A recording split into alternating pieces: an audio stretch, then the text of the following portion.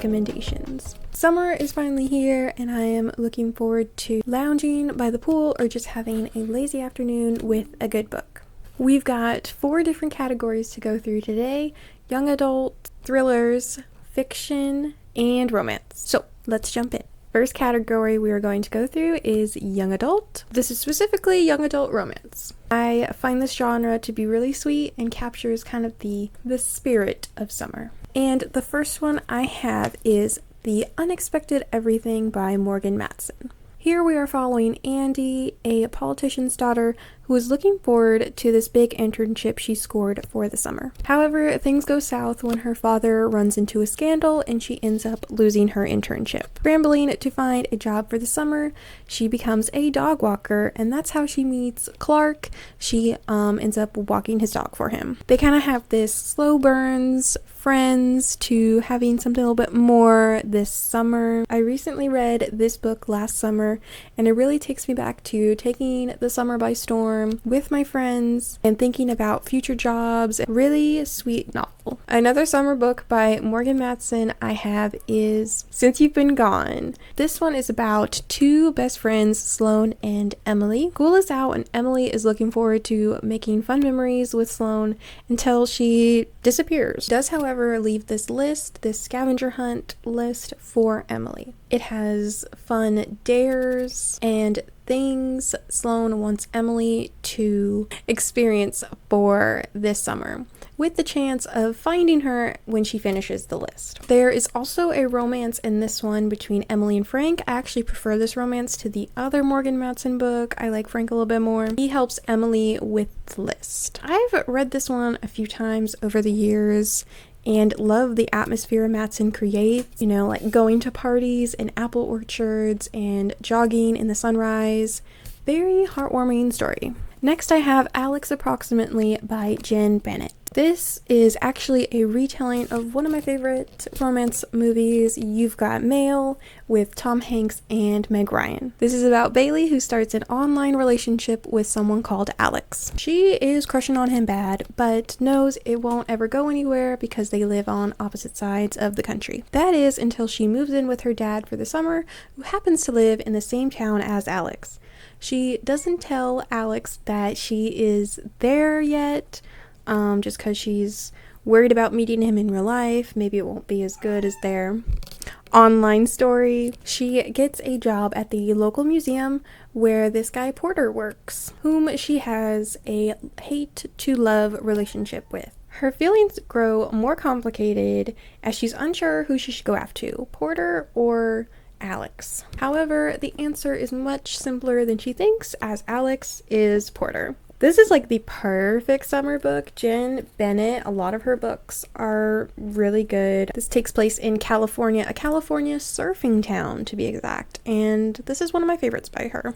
I have another Jen Bennett book to recommend that is Starry Eyes. So that one, the first one was more of like a California surfing town. This is a camping one. So this is about Zori and Lennon. They used to be best friends, but now they can't stand each other. They wind up going on this group camping trip, but they end up getting lost together. This takes place in Northern California, and it is a very beautiful setting with big trees, caves, and a storm which leaves them stuck in a tent together all night. So different than the other one, but still very, very sweet. Alright, our next category is thrillers. When I think of thrillers in the summer, the vibes that come to mind are like a group of friends trying to find the murderer or trying to cover up a murder in a small town.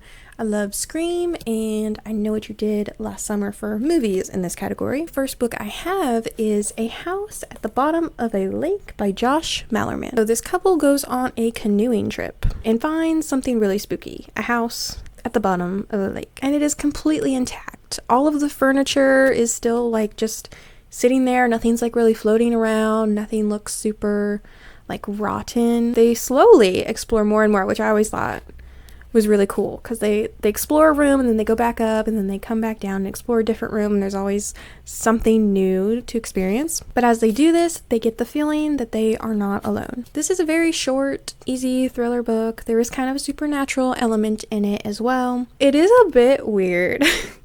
But if you don't have, and let me get this word right, submechanophobia, then try this book out. Next book I have is We Were Liars by E. Lockhart. This follows Cadence.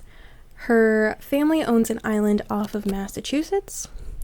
Her mom and aunts each have a house on this island, and they all reunite there every summer. This is told in the present summer as well as flashbacks to previous ones. In the present summer, Cadence can tell that the aunts are keeping something from her, something is off, she's not quite sure what yet. She spends her time exploring the island with her cousins and their friends. There is a small romance in this one as well. I put it in the thriller category because you get this kind of uneasy feeling as it goes by. You're not quite sure what is going on, and everyone is acting very suspicious around Cadence, but she is trying to solve the mystery of what happened the previous summer. There is quite a twist at the end that I did not expect, and that is why I have reread this almost every summer for the past 5 years. Next thriller I have is The Last Time I Lied by Riley Sager. We are following Emma Davis, who is returning to her childhood camp as a camp counselor. When she was attending this camp in the past, an incident occurred. 3 of her cabin mates snuck out one night and haven't been seen since. So now she's back as an adult, and she's being haunted by these past memories. Then history repeats itself, and 3 girls go missing again. Emma is now determined to solve this mystery and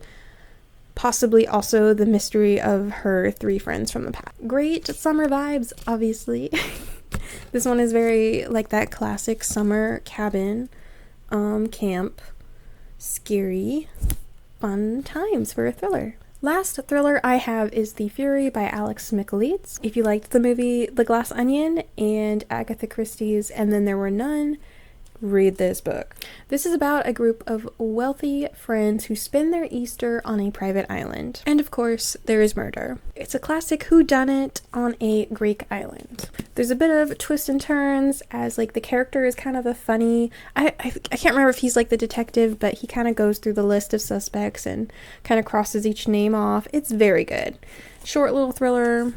Good times. Next category is fiction books. First one I have is Remarkably Bright Creatures by Shelby Van Pelt. We follow Tova, who works as a cleaner at this aquarium after hours. Her son has been missing for 30 years. We also follow the perspective of Marcellus, the octopus.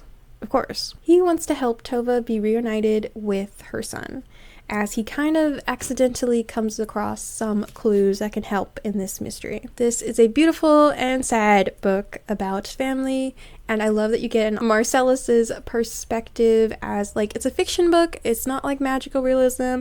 He can, like, communicate, but he doesn't, like, talk, but he understands English.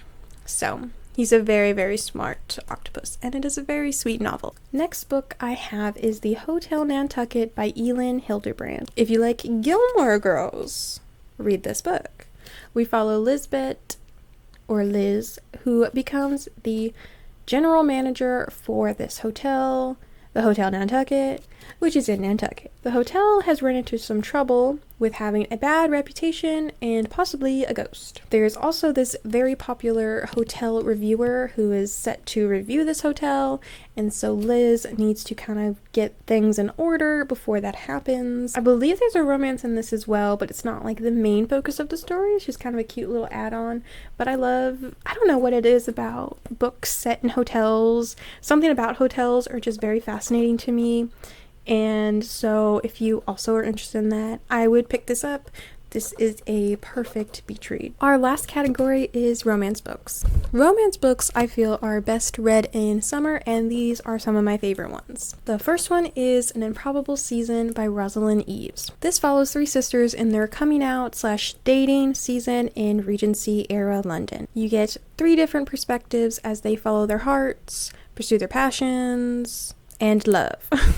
One of the sisters wants to publish her poetry, one does want a husband and party, and one wants to pursue a career in science. If you love Pride and Prejudice, pick this one up. It's a young adult book. It is very, very sweet, and it's absolutely fantastic. I don't know why no one's talking about this one. Very last book on this list is The Unhoneymooners by Christina Lauren. This is about Olive, who is attending her twin sister's wedding. However, everybody gets sick from the food, and her sister can no longer go on her honeymoon, so she allows Olive and the best man, who also didn't eat the food, to go on the honeymoon. They do not like each other, but they have to kind of pretend to get this like honeymoon package stuff for free. So it is a hate to love romance, which honestly is like my least favorite romance trope, but I really love it in this book. Christina Lauren books are really good romance books in my opinion. The honeymoon takes place in Hawaii. I'm trying to remember some of the activities they do. They go like paintballing? Paintball? There's paintball. And they also do just fun dates exploring the island. It is absolutely beautiful because Hawaii is gorgeous and very summery for the summer. That was my list of summer recommendations. I hope you found something to add to your list this summer, and let me know what your summer recommendations are as well. Thank you so much for watching, and I'll see you in the next one.